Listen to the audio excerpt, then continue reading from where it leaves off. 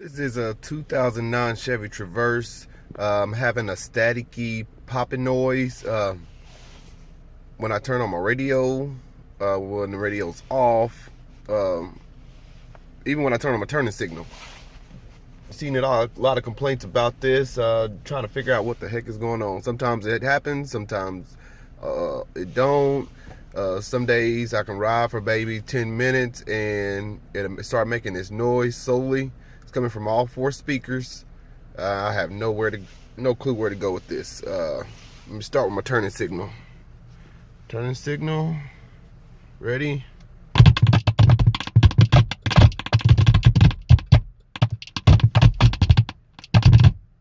Then it'll stop. And the radio happens as soon as I turn it on.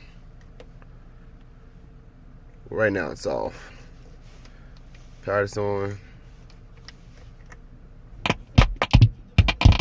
That's coming from all four speakers.